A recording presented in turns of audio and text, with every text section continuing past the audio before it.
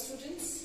Yesterday we discussed about external and internal structure of heart. I will do a quick revision, then we will move on ahead.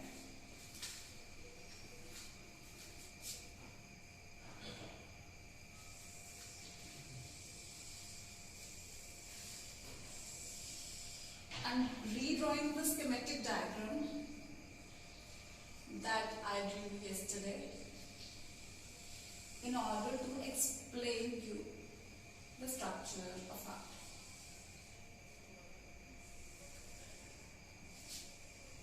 Actually, the heart is roughly conical shaped.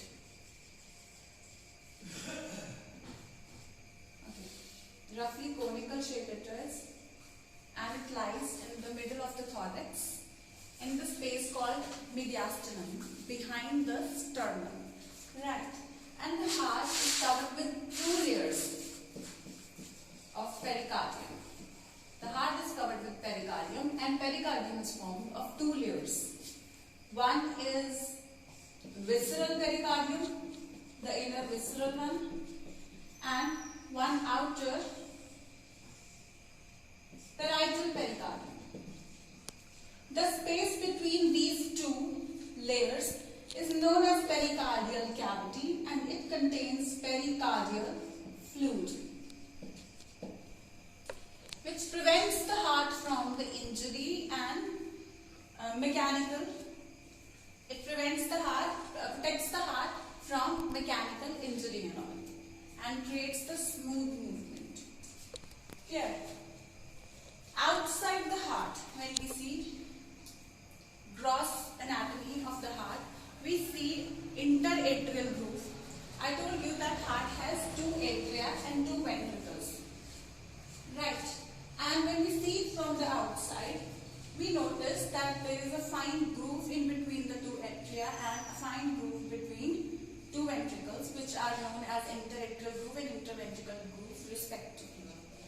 And there is a significant groove or sulcus, which is deeper than the groove between atria and ventricles, and that is known as atrioventricular sulcus.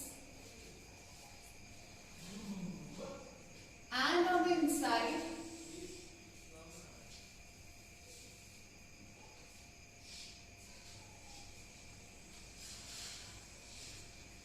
see, one thing more. I told you that the wall of left atrium, left ventricle is thickest of all the four, and the wall of right ventricle is thicker than that of atria, both the atria. Fine, I told you the reason for the same. And on the inside, the four chambers, how are they divided? There is interatrial septum between two atria, and interventricular septum between two ventricles, and atrioventricular septum between atria and ventricles. And these septa are not complete, the atrioventricular septa. They have been provided by nature, they have been provided with a tricuspid valve on the right side and a bicuspid or mitral valve on the left side.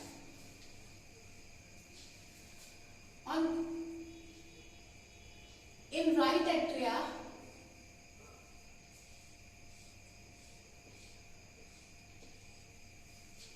we have three openings which bring blood, deoxygenated blood from different parts of the body. और ये तीनों कौन सी होती हैं? Superior vena cava, inferior vena cava and coronary sinus. कल मैंने इनका full name लिख के आपको बताया था. आज मैं शॉर्ट में लिखूंगी क्योंकि इसी डायग्राम से कंप्लीट मैकेनिज्म भी आपको करवाना है. एंड लेफ्ट साइड पे फोर ओपनिंग्स, दो, क्योंकि यहाँ पे दो वेन्स, दो लेफ्ट लंग से और दो राइट लंग से आती हैं, जो ऑक्सीजनेटेड ब्लड लेके आती हैं. क्लियर? और इस साइड पे है पल्मोनरी, इस साइड पे है एयोर्टा. यहां से एयोर्टा जो सारी बॉडी में ब्लड लेके जाती है.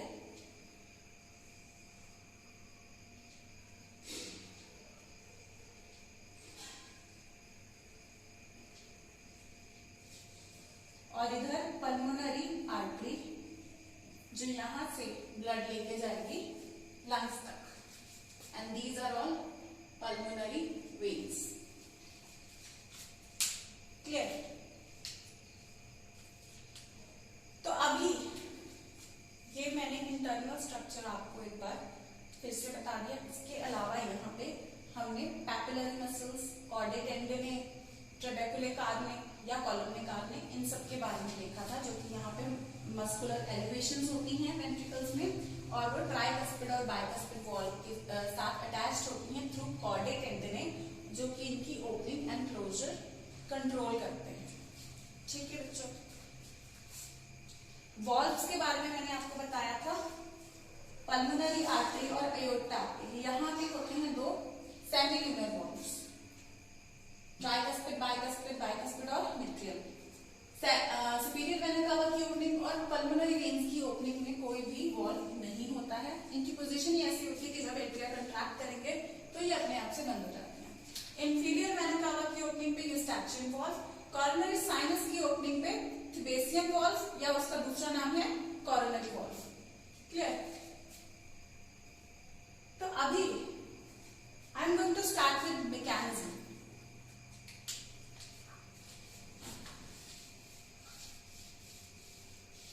तो if I start with mechanism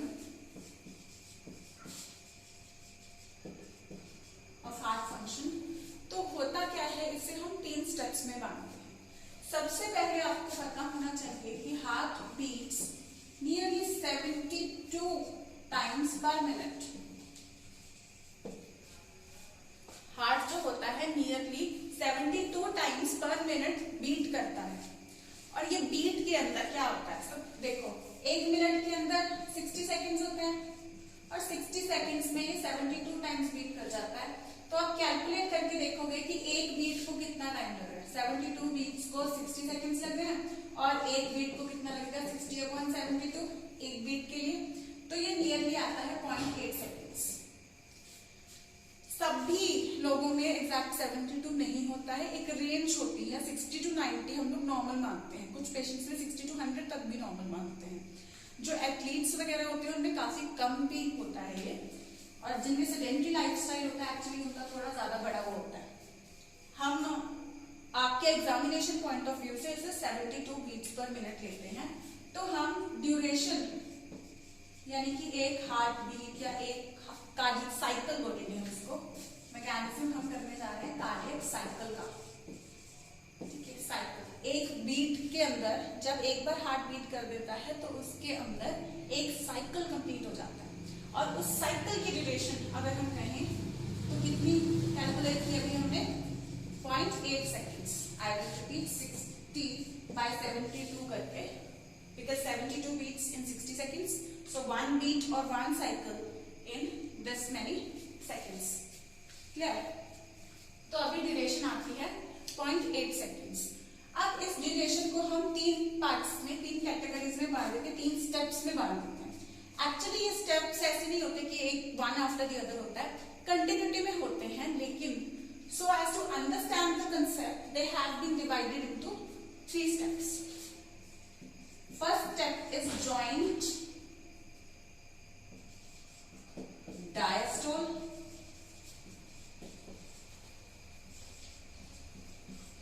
second step is atrial systole, and third step is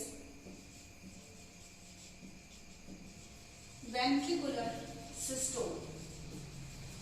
Actually these steps kind of overlap each other, तो हम exact 0.8 seconds को इनमें डिस्ट्रीब्यूट नहीं कर सकते, बट कुछ टेक्स्ट बुक्स जो डिस्ट्रीब्यूट करती हैं दे से joint diastole is of nearly 0.4 seconds, atrial systole is nearly of 0.1 second, and this one ventricular systole is nearly 0.3 second.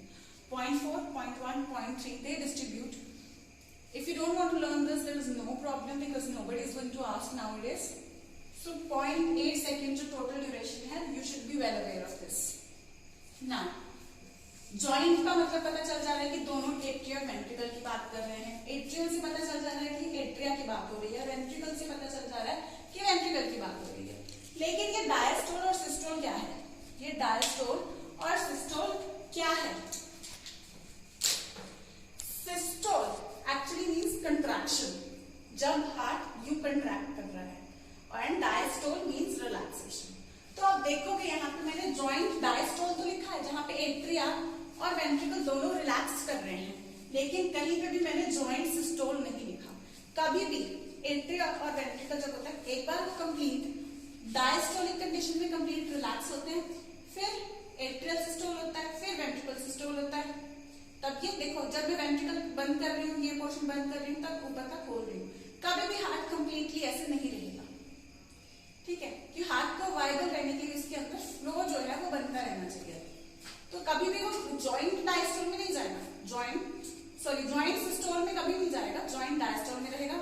Joint diastole के बाद एट्रिया और ventricle turn by turn systole करेंगे। पहले joint diastole, फिर atria systole, then ventricle systole. Ventricle systole के time atria diastole, then both again joint.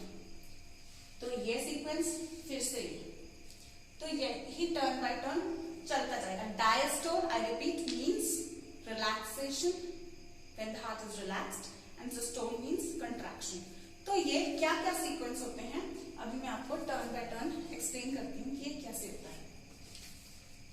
अभी initially क्या होता है, when this heart is in the first, ये फर्स्ट स्टेप पे है, तो हार्ट पूरा का पूरा क्या है, रिलैक्स्ड है। जब ये पूरा हार्ट रिलैक्स्ड है, कंट्रैक्ट नहीं कर रहा है, उस टाइम पे सिर्फ ये दो वॉल्व होंगे जो बंद होंगे, सिर्फ ये दो वॉल्व होंगे जो अभी बंद होंगे। ट्राइकस्पिड बाइकस्पिड खुले हैं और ये वाली सारी ओपनिंग्स भी खुली हैं। आई रिपीट, ये नीचे के दो वॉल्व्स ये बंद हैं, ये दोनों खुले हैं और ये सारे खुले हैं, सारे किवाड़ इसके खुले हैं, सिर्फ ये वाले दो बंद हैं। क्लियर? तो इस तरीके से जब हार्ट रिलैक्स्ड है तो होगा क्या, तो होगा ये कि यहाँ पे हार्ट के लेवल से ऊपर से superior vena cava deoxygenated blood लेगी। हार्ट जिस पोजीशन पे है वहां से ऊपर के ऑर्गन से superior vena cava blood deoxygenated blood ले जाएगी। इंफीरियर वेना कावा हार्ट के नीचे के जितने भी ऑर्गन है वहां से ले आएगी। कॉरोनरी साइनस हार्ट की वॉल से, साइनस जैसा होता है स्ट्रक्चर, हार्ट की वॉल से डीऑक्सीजनेटेड ब्लड ले आएगा। तो यहाँ पे डीऑक्सीजनेटेड ब्लड कंप्लीट कर गया, ठीक है। और इस टाइम पे क्या होता है, वेंट्रिकल्स में भी कुछ हद तक ब्लड आ जाता है क्योंकि हार्ट रिलैक्स्ड है, ठीक है, क्योंकि हार्ट इस टाइम पे क्या है, रिलैक्स्ड है, तो यहाँ पे भी ब्लड आ गया, ठीक है। अब दूसरी तरफ पल्मोनरी वेन्स से ऑक्सीजनेटेड ब्लड कलेक्ट होगा, एट्रिया पूरे भर जाएंगे एंड वेंट्रिकल्स भी, वेंट्रिकल्स तक भी ब्लड आ जाएगा। अब आप देखेंगे कि एट्रिया मैंने कहा फुल भर रहे हैं, लेकिन जो वेंट्रिकल्स हैं वो कंप्लीट फुल नहीं है, ठीक है, क्योंकि इसका स्ट्रक्चर ऐसा होता है, एक बार ये अगर ओपन भी है, देखो ये वाले वॉल्व्स अभी दोनों बंद हो गए, हार्ट रिलैक्स्ड है, इधर से डीऑक्सीजनेटेड इधर से ऑक्सीजनेटेड ब्लड इसमें पैसिवली गिर रहा है क्योंकि वो रिलैक्स्ड है। पैसिवली मतलब कोई खास उसकी एनर्जी नहीं लग रही इस चीज में, वो गिर रहा है ब्लड अभी पैसिवली, जितना वो नॉर्मली फ्लो कर सकता है बिना एनर्जी लगाए उतना वो फ्लो कर रहा है रिलैक्स्ड पोजीशन पे। तो this is what happens in joint diastole nearly for 0.4 seconds. उसके बाद क्या होता है, नेक्स्ट स्टेप आता है एट्रियल सिस्टोल। तो एट्रियल सिस्टोल में अब सिर्फ एट्रिया कंट्रैक्ट करेंगे, जो एट्रिया है वो अब कंट्रैक्ट करेंगे। तो इसको कंट्रैक्ट करने से क्या हो जाएगा, ये अभी भी बंद है, ये दोनों सेमिल्यूनर वॉल्व्स अभी भी बंद है, एट्रिया अभी कंट्रैक्ट करेंगे। तो जब एट्रिया कंट्रैक्ट करेंगे तो वेंट्रिकल्स के साथ क्या होता है, वेंट्रिकल्स के साथ क्या होता है, अज्यूम कर सकते हो जैसे कोई पॉलीथीन वाला बैग आपने सपोज करो बॉल्स वगैरह से भर रखा है, वो थोड़ा सा इलास्टिक होता है पॉलीथीन वाला, तो उसको एक बार आपने बॉल से भर दिया, लेकिन एक आधी बॉल है जो इसमें और फिट करना चाहते हो आप, और फिट करना चाहते हो आप, तो आप क्या करोगे, उसको प्रेशराइज करके फिल कर दो, जो ऊपर से वो प्रेशर लग रहा है। अब हम हाथ से प्रेशर लगा रहे हैं, तो वो केस एक तरह से इस सेकेंड स्टेप में एट्रिया के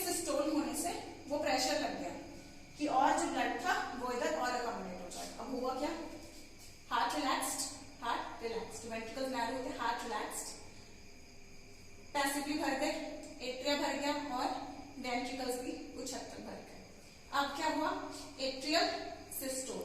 तो देखो मेरा लोअर हैंड जो कि वेंट्रिकल्स को रिप्रेजेंट कर रहा है उसमें क्या आ रहा है, व्हेन एट्रिया, जब एट्रिया सिस्टोल में जाते हैं तो वेंट्रिकल्स और ज्यादा भर जाते हैं, एक तरीके से जोर से भर दिया उसको, ठीक है। This was the condition, atria systole और ventricle.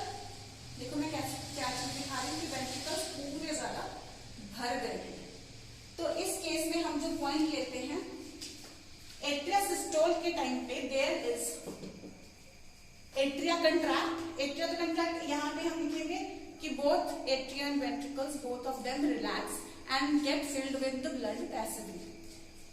Right side gets filled with deoxygenated and left gets filled with oxygenated blood. अब सेकेंड स्टेप हम लिखेंगे, now atria contract, both the atria contract and there is, जो अभी point बोलने जा रही हूँ वो नोटिस करने वाला है, there is 30% increase in flow of blood to ventricles। जितना भी अभी तक फ्लो हो रहा था वेंट्रिकल्स को, उसका 30% इंक्रीज इन फ्लो हो जाएगा, ठीक है। और ये एक इंपॉर्टेंट एमसीक्यू क्वेश्चन है, ये लाइन नीट में आ चुका है क्वेश्चन, ठीक है। सो जब एट्रिया कंट्रैक्ट करते हैं तो there is 30% increase in flow, और जोर से भर गया, 30% increase in flow of blood to the lower chambers. तो फर्स्ट स्टेप में जब रिलैक्सेशन दिखाई थी तब मैंने क्या शो किया था कि ये इतना भर गए हैं, तो अभी 30% इंक्रीज इन फ्लो, यानी कि और जितनी भी स्पेस है एक तरीके से वो भी और कवर हो जाएगी, ठीक है। इनके मस्कुलेचर वगैरह के अलावा जो भी स्पेस है अभी कंप्लीटली भर जाएंगे। तो this is what happened during atrial systole. और एट्रियल सिस्टोल के टाइम पे यहाँ पे, अब क्योंकि ये कंट्रैक्ट हो गए तो यहाँ पे ब्लड नहीं रहा, वेंट्रिकल्स अच्छे से भर गए हैं, यहाँ पे थोड़ा कम कर दिखा देते हैं क्योंकि वो कंट्रैक्ट हो गए हैं, वहां का ब्लड अभी भरा जाएगा। अब हुआ क्या, जब एट्रिया, आई रिपीट, जब एट्रिया कंट्रैक्ट हुए तो ये वाले दरवाजे से, ट्राइकस्पिड और बाइकस्पिड वॉल्व से ब्लड कहाँ आया, वेंट्रिकल्स में। लेकिन दरवाजे तो यहाँ पे भी थे, ऊपर क्यों नहीं चला गया? मैंने कल आपको बताया था जैसे हमारे घरों के दरवाजे भी एक तरफ खुलते हैं, दूसरी तरफ से प्रेशर लगेगा तो वो बंद होते हैं, बंद होने के लिए प्रेशर लगता है दूसरी तरफ से। सिमिलरली जब एट्रिया की तरफ से यहाँ से प्रेशर बढ़ेगा तो ये वाले दरवाजे तो इधर से खुलते हैं, तो ये वाले तो खुले रहेंगे, लेकिन ये वाले जो होंगे यहाँ पे, चलो इनकी पोजीशन ऐसी होती है, तो ये वाली सारी ओपनिंग्स हम कह सकते हैं वॉल्व्स की, क्योंकि ये पोजीशन पे और इस पोजीशन पे वॉल्व नहीं होता, यहाँ वॉल्व होता है। तो ये सारी ओपनिंग्स उस प्रेशर से जो एट्रिया की कंट्रैक्ट होने की वजह से यहाँ पे बनेगा, ये सारी ओपनिंग्स बंद हो जाती है। ट्राइकस्पिड बाइकस्पिड वॉल्व तो खुले हैं, तो यहाँ पे प्रेशराइज होके ब्लड भर जाएगा। I repeat, joint diastole. Joint diastole में जब पूरा हाथ रिलैक्स है, ब्लड भर रहा है, फिर आता है atrial systole and there is 30% increase in flow of blood to ventricles और एट्रिया, तो प्रेशराइज हो चुके हैं, उनमें कम हो चुके। Third step, ventricular systole. अभी ये हुआ, अभी ये होगा जब वेंट्रिकल सिस्टोल करेंगे। तो ये सारे स्टेप्स जो मैं आपको बता रही हूँ कि कौन से वॉल्व यहाँ पे बंद हुए, वो सब कुछ भी आपको साथ में मेंशन करना होगा। जस्ट इमेजिन करके कर सकते हो, जॉइंट डायस्टोल है, सारे वॉल्व खुले हैं, अकेले सेमिल्यूनर बंद है। फिर एट्रिया सिस्टोल हुए, कंट्रैक्ट हुआ, तो क्या हुआ, there is 30% increase in flow to the ventricles. At this time all these openings get closed and there is increase in flow of blood to ventricles. After this there is ventricular systole. अब blood को पीछे नहीं जाने देना, ventricular systole, इधर से धक्का लगा था तो ये खुले थे, अब यहाँ से धक्का लगेगा तो ये वाले दरवाजे अब ट्राइकस्पिड बाइकस्पिड बंद हो जाएंगे। ट्राइकस्पिड बाइकस्पिड क्या हो जाएंगे, बंद हो जाएंगे, क्लियर, क्या हो जाएंगे, बंद हो जाएंगे, और ये वाले वॉल्व खुल जाएंगे। वेंट्रिकुलर सिस्टोल, जब इधर से प्रेशर क्रिएट होगा, वेंट्रिकल के अंदर प्रेशर क्रिएट होगा, क्यों क्रिएट होगा, क्योंकि ventricles have got into systole. Relaxed atrial systole, ventricular systole. अब वेंट्रिकल सिस्टोल होगा तो ये वाले क्या हो गए, तो ये वाले बंद हो गए, क्योंकि इधर से प्रेशर लगा, ये वाले वॉल्व्स बंद हो गए, सेमिल्यूनर वॉल्व्स खुल गए और यहाँ से ब्लड आगे चला गया। कहाँ चला गया, यहां से ऑक्सीजनेटेड ब्लड, ये खुल गए अभी, ठीक है, और ये कंप्लीट क्लोज हो गए। तो यहां से ब्लड अब कहाँ जाएगा, अयोटा से कंप्लीट बॉडी को, अयोटा से ब्लड कहाँ जाएगा, कंप्लीट बॉडी को।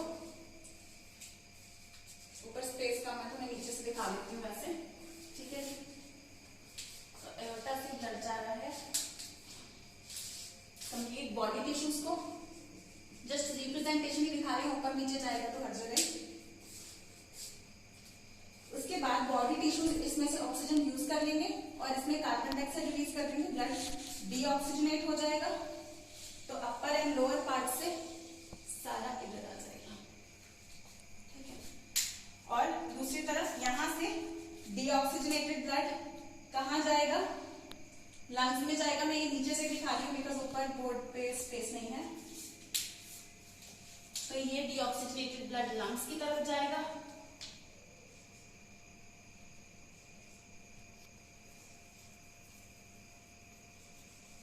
और लंग्स से फिर ऑक्सीजनेट होके,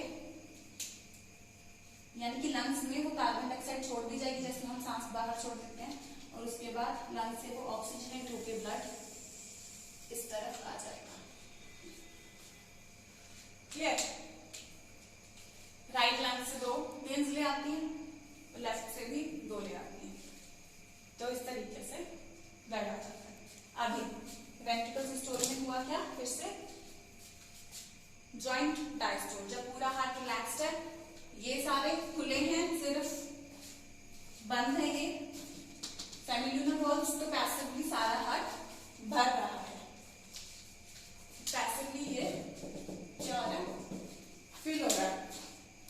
फिर एट्रियल सिस्टोल के टाइम पे इसको दबा के भर दिया जाता है, अच्छे से भर दिया जाता है, 30% increase in flow of blood हो जाता है टू वेंट्रिकल्स, और इस टाइम पे ये सारी ओपनिंग्स बंद हो जाती हैं, ये खुली होती हैं, अभी भी ये बंद है।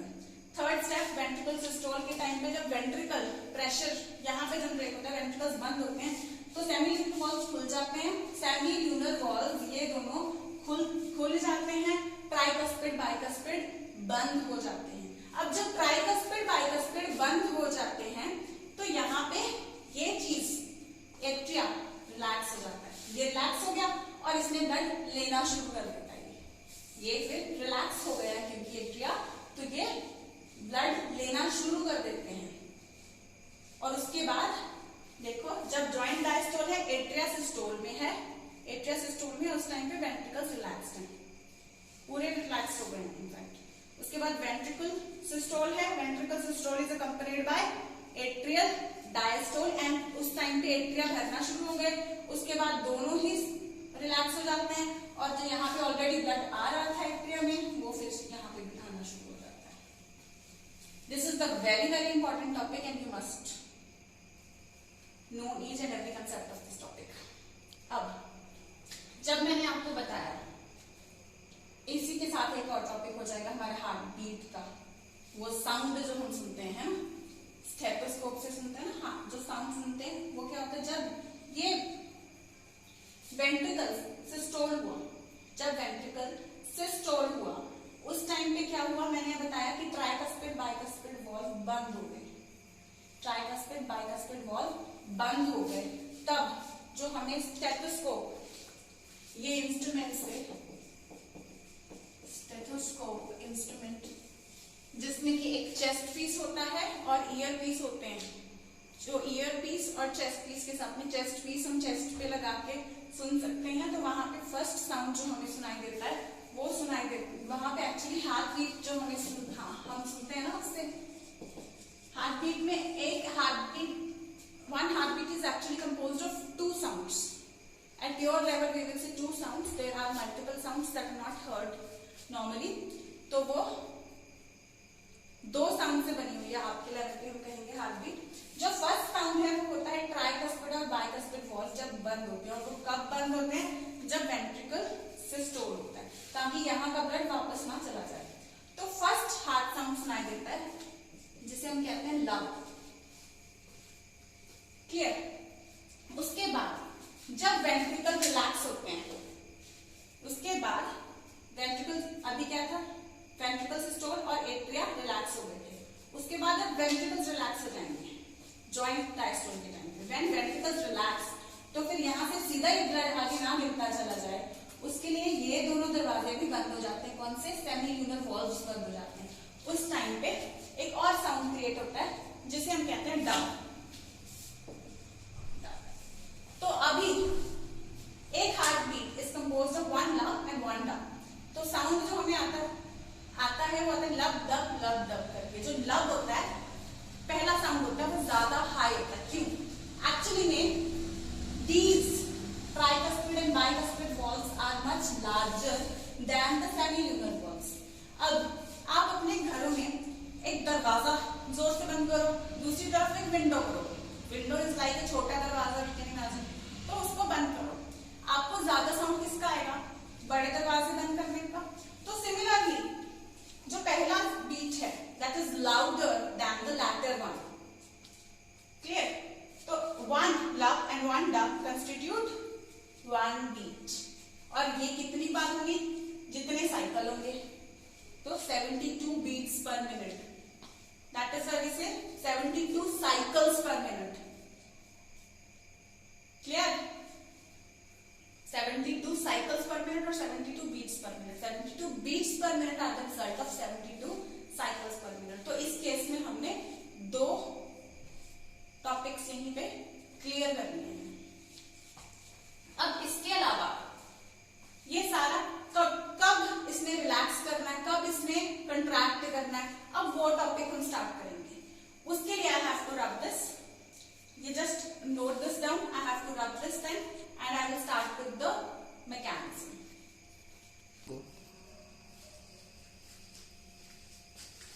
मैं एक बार हार्ट रेट का आपको हार्ट बीट का डेफिनेशन करा देती हूँ। It is spontaneous contraction and relaxation of heart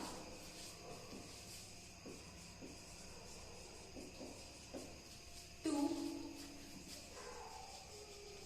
pump out and receive blood from the body. ये एग्जैक्ट डेफिनेशन हो जाती है हार्ट बीट की। एक्चुअली लव डब को ये हार्ट बीट की हम लोग इसको डेफिनेशन ले लेते हैं कि हार्ट बीट क्या है। बार बार जब हार्ट कंट्रैक्ट करे या रिलैक्स करे, कंट्रैक्ट करेगा वो हार्ट ब्लड को बाहर भेजने के लिए, कंट्रैक्ट यानी न्यू श्रिंक हो जाएगा, जब सिस्टोल हो जाएगा, कंट्रैक्शन मतलब सिस्टोल। जब रिलैक्स हो जाएगा तो रिलैक्स होके फिर वो ब्लड रिसीव करेगा from different parts of the body. तो ये जो हार्ट करता है स्पॉन्टेनियसली मतलब साथ के साथ, स्पॉन्टेनियसली मतलब ये साथ के साथ जो contraction relaxation of the heart होता है, कंट्रैक्शन होता है to send the blood and relaxation होता है टू रिसीव द ब्लड, तो उस चीज को हम हार्ट बीट कहते हैं। अब तो जनरल जैसे हार्ट बीट, जैसे मैंने आपको जस्ट समझाने के लिए बताया कि हार्ट बीट जो हम सुनते हैं उन साउंड्स को हम लब डब कहते हैं। तो हम बेटर रहेगा कि इसको हार्ट बीट कहने के बजाय हम हार्ट साउंड्स कहते हैं, लब एंड डब। ठीक है, तो lub is during closure of tricuspid and bicuspid valve, this is during the closure of semilunar valves, this is louder, this is much less louder, this is not as louder as the very faint। कुछ लोगों में ये सुनता ही नहीं है, ठीक है, और कुछ लोगों में इवन की एक्स्ट्रा भी सुनाई देती है। ज्यादातर लोगों में ये लब डब ही सुनाई देती है। जो लब होती है वो काफी छोटी वॉइस होती है as compare to dub. So this is heart beat. अब हार्ट बीट से आगे एक टर्म आती है हार्ट रेट। हार्ट रेट का मतलब है speed sort of a thing. तो इसमें हम स्पीड कैसे ले रहे हैं? हार्ट रेट मतलब कोई भी चीज हम पर यूनिट टाइम लेते हैं जो। तो heart rate is number of heart beats per minute. और हार्ट रेट में आपको बताई चुकी हूँ कितनी होती है, 72 बीट्स पर मिनट नॉर्मली हम लोग ये लेते हैं। क्लियर? अब जब हार्ट बीट होती है तो जैसे लब डब का बड़ा ही अच्छा साउंड क्रिएट होता है, बड़ा ही अच्छा क्या क्रिएट होता है, एक साउंड क्रिएट होता है। तो उस साउंड क्रिएशन में अगर कोई गड़बड़ आ जाती है तो वहां पे हम कुछ टर्म्स यूज करते हैं, एरिथमिया,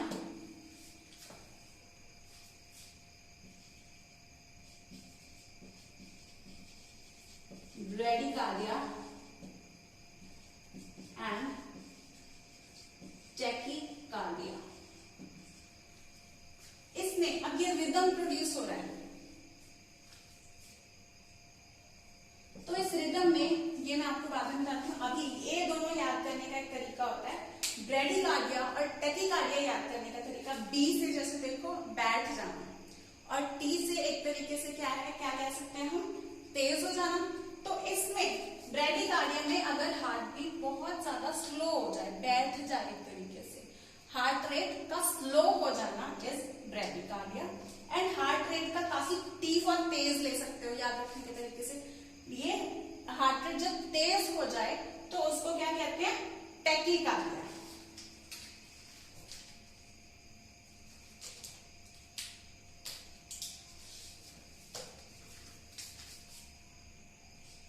तो इसको हम क्या कह सकते हैं, हार्ट रेट कम हो जाए, और इसको हम कह सकते हैं हार्ट रेट अगर तेज हो जाए। एरिथमिया मतलब इरेगुलर हो जाए, ये सुर है एक तरीके का ना, सुर है ना, लब डब लब डब लब डब, एक बड़ा ही कांस्टेंट साउंड प्रोड्यूस होता है, अच्छा रिदम में प्रोड्यूस होता है। तो उसको, तो ये भी बिल्कुल रिदम से याद है एक टर्म, हम रिदमिया, नॉर्मल के लिए हम टर्म रिदम बोलते थे ना, तो रिदमिया टर्म भी यूज कर सकते हैं हम नॉर्मल के लिए। लेकिन अगर नॉर्मल हार्ट रेट है तो उसको हम बोल सकते हैं रिदमिया, क्योंकि वो रिदम में प्रोड्यूस हो रहा है। और जो टर्म मैंने लिखी थी एरिथमिया, तो एरिथमिया मतलब इरेगुलर हो जाए हार्ट रेट। एरिथमिया मतलब अगर हार्ट रेट के सुर अगर बिगड़ जाए तो एरिथम यानी कि एब्सेंस ऑफ रिदम, रिदम की एब्सेंस हो जाए, तो रिदम एब्सेंट हो जाए तो उसको हम कहेंगे arrhythmia. Clear? So this is about heart beat का डेफिनेशन। हार्ट साउंड क्या होते हैं, इनके बीच में डिफरेंस भी आ जाता है। एंड फिर हमने हार्ट रेट की बात की, तो हार्ट रेट के आगे हमने ये कुछ टर्मिनोलॉजीज कर ली, ठीक है, क्योंकि ये सब बीट्स मैंने आपको बता दिया था, साउंड्स बता दिया था, तो उसी से मैंने रिलेट करके फिर ये भी आपको अभी बताना बेटर समझा। अब जो हमने कार्डियक साइकिल किया है, ये कंप्लीट कार्डियक साइकिल किया है, इसका अभी हम मैकेनिज्म करेंगे कि ये कैसे होता है। लेट मी रब दिस, ताकि मैं आपको मैकेनिज्म बता दूं।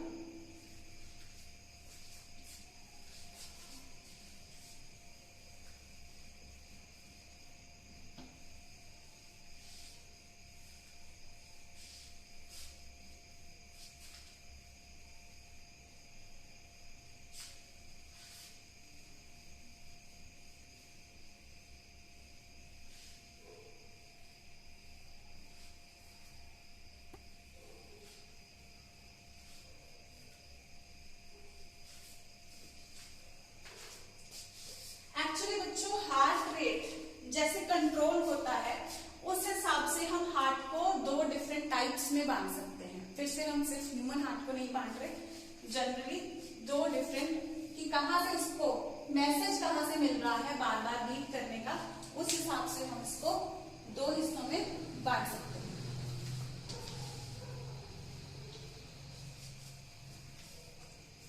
दो तरह के हार्ट हम कह सकते हैं। एक तरह का हार्ट होता है न्यूरोजेनिक हार्ट,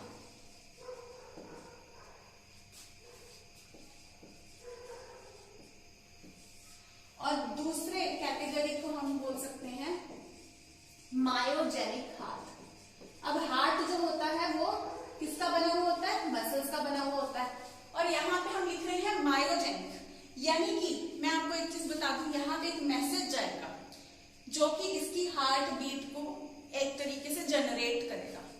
तो उसका मैसेज इसे कहां से मिल रहा है, उसके हिसाब से हम ये दो कैटेगरीज कर रहे हैं। जेनिक का मतलब है जनरेट होना, कि कहां से जनरेट हो रहा है।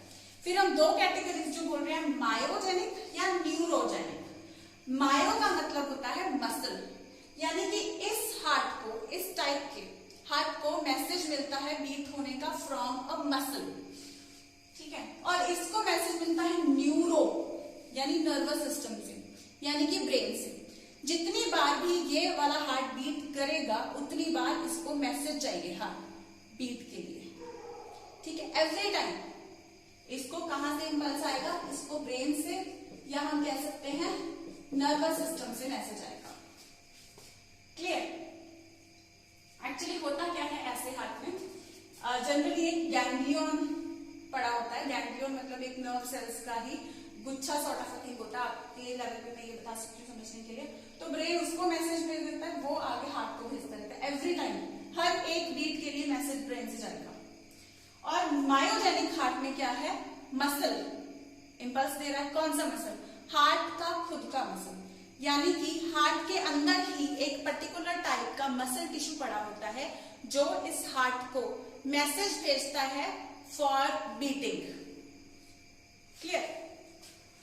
तो हार्ट का खुद का ही मस्कुलेचर, वो हार्ट का खुद का ही हिस्सा होता है, ठीक है। तो मसल टिश्यू कह सकते हैं यहाँ पे मसल टिश्यू, और ज्यादातर ये होता है कहां पे, विद इन हार्ट होता है। और अब इमेजिन करो अगर हमने इस हार्ट को, जिसको कि कहां से, एक अलग ब्रेन से मैसेज चाहिए, हर बार इट हैज टू बीट, हर बार इट हैज टू बीट, तो यहां से मैसेज चाहिए। अब इस हार्ट को अगर हम बॉडी से बाहर निकाल लेंगे, अगर हम बॉडी से बाहर निकाल लेंगे तो क्या ये कुछ टाइम तक बीट करेगा या इमीडिएटली बंद कर देगा? थिंक अबाउट इट, पॉज करके सोच लो और फिर देखना जो आगे मैं बोलती हूँ वो आपके लिए करेक्ट होता है या नहीं होता। तो देखो, ऐसे हार्ट को क्योंकि लगातार मैसेज आ रहा है नर्वस सिस्टम से, जब हम इसे बॉडी से बाहर निकाल लेंगे तो ये नर्वस सिस्टम से एक तरीके से क्या हो जाएगा, डिटैच हो जाएगा। तो जब ये डिटैच हो जाएगा तो क्या ये बीट कर पाएगा? क्योंकि इसे बीट करने का मैसेज नहीं मिल रहा। So this type of heart immediately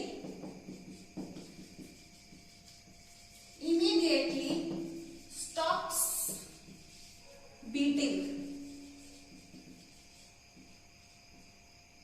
if taken out of the body। तो ऐसा हार्ट इमीडिएटली बीट करना बंद कर देता है अगर इसे हम बॉडी से बाहर निकाल लेते हैं। तो ऑन द अदर हैंड, अगर हम मायोजेनिक हार्ट की बात कर रहे हैं और इसके अंदर का ही एक मसल है, सपोज करो एक मसल टिश्यू है जो इससे बार बार यही से ही मैसेज दे रहा है बीट करने के लिए, तो इस टाइप का हार्ट को अगर हम बॉडी से बाहर निकाल लेंगे, नॉर्मल केसेस में ये इसका जो इंपल्स है हर बार बीट करने का, वो इसके खुद के मसल से आ रहा है। जो मसल इसकी बॉडी का हिस्सा है, इसकी हार्ट की इसी ऑर्गन का हिस्सा है, वहीं से इसको मैसेज आ रहा है। तो ऐसे हार्ट को जब हम बॉडी से बाहर निकाल लेंगे तो it will keep on beating for some time, keep on beating for some time, कुछ टाइम तक वो धड़कता रहेगा। So it will keep on beating for some time after taking out from the body। तो अब सोचो अगर हमने हार्ट ट्रांसप्लांट करना है तो ये हार्ट को तो जैसे एक बॉडी से निकालेंगे दूसरी बॉडी में डालने के लिए खत्म। ये तो वैसे भी एक जब ऑर्गेनिज्म ही डेड हो जाएगा, उसका nervous system by chance dead हो गया तो ये भी हार्ट भी डेड है ना। तो ऐसे केस में हम हार्ट ट्रांसप्लांट्स नहीं कर पाएंगे। ह्यूमन केस में हार्ट ट्रांसप्लांट सुने हैं ना रिसेंटली, जब ब्रेन डेड हो जाता है किसी का, उसका हम हार्ट लेके दूसरे पेशेंट में डाल सकते हैं। That you must have heard, नहीं सुना तो मैं बता देती हूँ। कोई पेशेंट ब्रेन डेड होता है और इमीडिएटली डेथ हुई होती है, तो ऐसे पेशेंट अगर उसके रिलेटिव्स अग्री होते हैं या वो पहले से साइन करके गया होता है कि उसके ऑर्गन्स डोनेट हो सकते हैं, तो ऐसे पेशेंट को का हार्ट हम किसी हेल्थी पर्सन के अंदर डाल सकते हैं। If the tissue matching and blood matching वो सारा कुछ सक्सेसफुल हो जाता है, टिश्यू मैचिंग सक्सेस हो जाता है, तो हम ऐसे पेशेंट का हार्ट ट्रांसप्लांट कर सकते हैं। तो ह्यूमंस में फिर कौन सा हुआ? ऑब्वियसली मायोजेनिक, इसीलिए मैं हार्ट ट्रांसप्लांट का किस्सा आपको बता रही हूँ। तो कॉर्डेट्स में हम भी भी कॉर्डेट्स में आते हैं। कॉर्डेट्स में क्या कुछ आता है?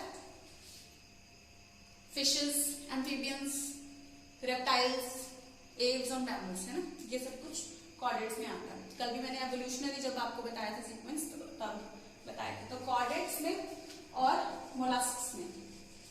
अगर आपको ये नहीं याद क्या होते हैं तो हम एनिमल किंगडम में करेंगे, नहीं तो 9th क्लास से कुछ बच्चों को याद होगा, नहीं यही याद तो उतना ही बहुत है।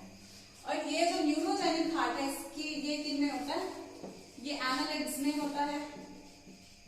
एनालिड्स यानी एक एग्जांपल आप ले सकते हो एनालिड की, अर्थवर्म, तो उनमें ये होता है।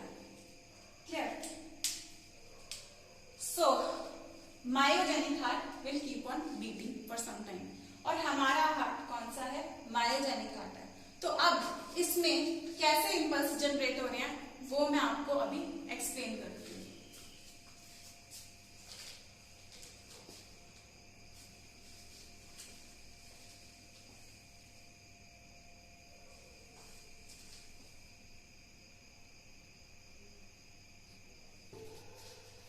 जैसे मैंने आपको बताया हमारा हार्ट मायोजेनिक हार्ट है, तो कौन सी मसल है जो इससे नर्व इंपल्स जनरेट करती है इसमें?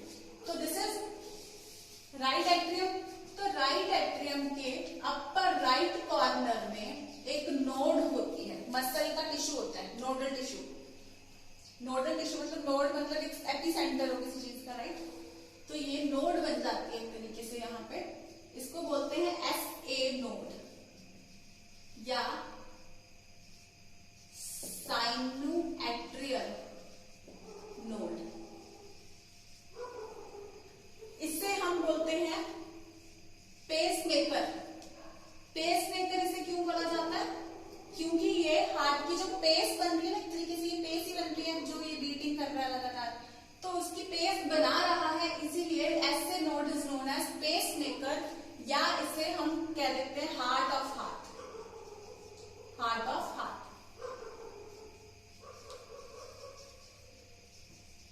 क्योंकि ये हार्ट की भी बीट बना रहा है तो इसे हार्ट ऑफ हार्ट या पेसमेकर कहा जाता है। और ये कहाँ होता है? Upper right corner of right atrium.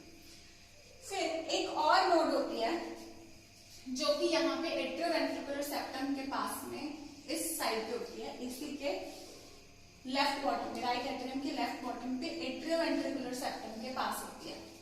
इसे हम कहते हैं AV नोड, क्योंकि ये एट्रिया और वेंट्रिकल के बीच में एक तरह से, तो एट्रियोवेंट्रिकुलर नोड, AV नोड। इससे पेस सेटर भी बोला जाता है क्योंकि ये आगे के लिए पेस को सेट कर रही है। ठीक है, तो होता क्या है, यहाँ पे FC नोड और ये AV नोड, और इन दोनों नोड्स को कुछ मसल फाइबर्स आपस में, मैं ये ब्लड का थोड़ा पार्ट रब करती हूँ, कुछ मसल फाइबर्स इनको आपस में कनेक्ट कर रहे हैं, और इन मसल फाइबर्स को हम बोलेंगे इंटरनोडल फाइबर्स। इंटरनोडल फाइबर्स क्योंकि ये दोनों नोड्स के बीच के फाइबर हैं। ठीक है, जैसे ये दो नोड्स हैं, इनको जो फाइबर आपस में कनेक्ट कर रहे हैं, ये इन बॉल से होते हुए जाएंगे, तो ये हो गया AV नोड। ठीक है, अब ये AV नोड से एक बंडल, थिक सा बंडल मसल का, गुच्छा सा मसल का यहां पे आएगा मोटा सा, तो उसको हम बोलेंगे AV बंडल।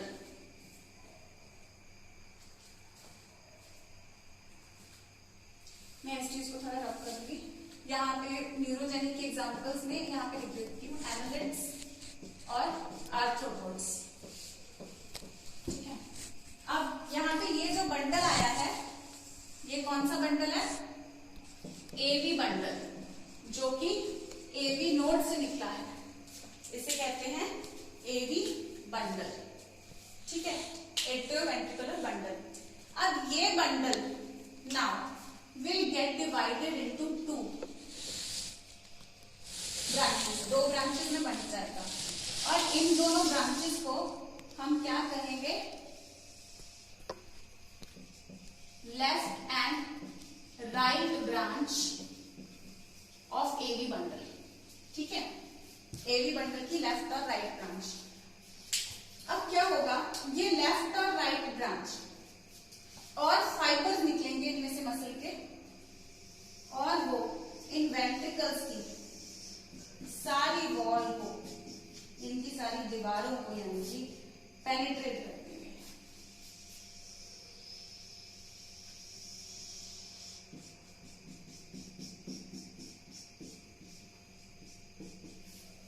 क्लियर? अब ये जो फाइबर्स यहां से निकले हैं, इन फाइबर्स को हम क्या कहेंगे, इन फाइबर्स को हम कहेंगे पर्किंजे फाइबर्स।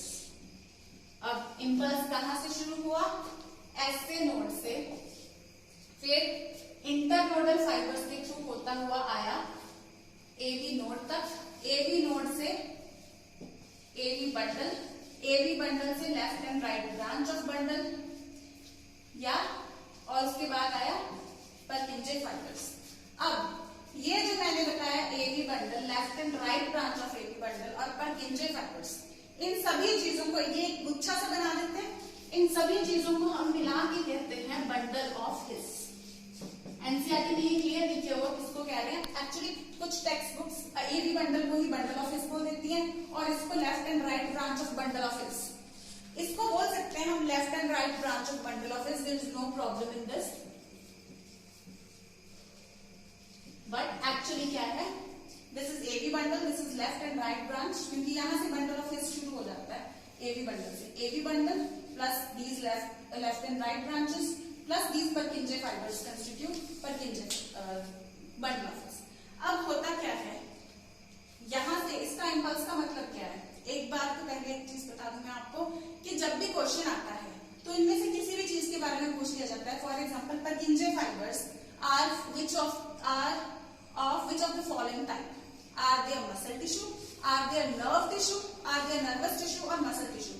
क्योंकि ये इम्पल्स कैरी कर रही है तो ज्यादातर बच्चे कंफ्यूज होकर इसको नर्वस टिश्यू लिखाते हैं, नर्व सेल या नर्व फाइबर लिखाते हैं, लेकिन these are not nerve fibers, these are muscle fibers that you have to remember। ये सारी चीजें SA node, AV node, internodal fibres, AV bundle, left and right branch of bundle of His and Purkinje fibers, all of them are muscle tissues। Clear? तो अब इसमें जब impulse जाता है, actually में इससे एक और ब्रांच आती है, बैकमैन्स बंडल उसको बोलते हैं, लेकिन वो हमारे सिलेबस में नहीं है। ये मैं इसलिए बता रही हूँ कि बच्चे कुछ सोच लेते हैं कि यहाँ पे तो मैसेज आ रहा है, इधर कैसे जाएगा, तो वो बता रही हूँ ब्रांचेस होती है यहाँ पे भी, लेकिन हम लोग इतना ही कंसिडर करेंगे जितना अपने सिलेबस में है। ठीक है, अब होता क्या है, जब यहां से इम्पल्स शुरू हुआ ऐसे नोड से, क्योंकि ऐसे नोड बिल्कुल देखिए इस दीवार के पास है, बिल्कुल इसके पास है, तो जैसे यहां से इम्पल्स शुरू हुआ इधर को आएगा, प्लस यहां पे भी इसको भी मैसेज मिल जाएगा, सारी एट्रियल वॉल को मैसेज मिल जाएगा जैसे ही यहां से इम्पल्स शुरू होगा, जैसे ही यहां से इम्पल्स शुरू होगा। क्लियर? तो जैसे ही यहां से इम्पल्स शुरू हुआ तो पहले ये क्या है, रिलैक्स पड़े, जैसे ही ऐसे नोड से इम्पल्स शुरू हुआ तो दोनों एट्रिया को मैसेज मिल जाता है और एट्रियल सिस्टोल हो जाता है। जब तक एट्रियल सिस्टोल होता है तब तक इंटरनोडल फाइबर से एवी नोड तक मैसेज चला जाता है, और फिर एवी नोड से ब्रांचेस आप देख ही रहे हो इंटरवेंट्रिकुलर सेप्टम में जा रही हैं और दोनों वेंट्रिकल्स की वॉल में जा रही हैं, तो तब तक मैसेज यहाँ पे पहुंच जाता है, और यहाँ पे जब मैसेज जाता है तो इनको मैसेज मिल गया कंट्रैक्ट करने का, यहाँ से मैसेज निकल चुका है, तो अब एट्रिया रिलैक्स हो जाएंगे और वेंट्रिकल्स कंट्रैक्ट हो जाएंगे। आई रिपीट, ऐसे नोड से जैसे ही शुरू हुआ, जैसे ही मैसेज यहाँ से यहाँ तक पहुंचेगा तब तक एट्रिया की वॉल्स को भी मैसेज मिल चुका है, तो वो एट्रिया कंट्रैक्ट हो जाएंगे, और तब तक उसके बाद क्या है, मैसेज जब इस जगह में ट्रैवल करेगा एवी बंडल से लेकर के पर्किंजे फाइबर्स तक, उस टाइम पे यहाँ पे रिलैक्सेशन हो चुकी है और एट्रिया रिलैक्स हो जाएंगे, वेंट्रिकल्स कंट्रैक्ट हो जाएंगे। जब मैसेज यहाँ पे है एट्रिया विल कंट्रैक्ट, जब यहाँ मैसेज आ गया ventricles will contract and atria will relax. जैसे ही यहाँ पे एंड होता है they both will relax, joint diastole. Clear? So हमारा heart is myogenic type of heart, जहां पे मसल टिश्यू से मैसेज जाता है। This is a normal condition.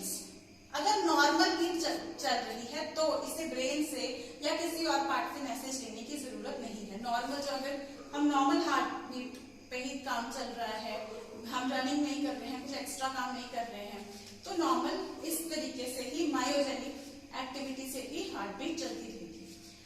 अगर हमें जरूरत होगी हार्ट रेट को बढ़ाने की या हार्ट रेट को नॉर्मल से कम करने की, हमारी बॉडी को अगर जरूरत पड़ी इन दो एक्सट्रीम कंडीशंस की, उस केस में क्या होता है, उस केस में ब्रेन का भी रोल होता है, हॉर्मोन्स का भी रोल होता है, वो सब हम कल करेंगे।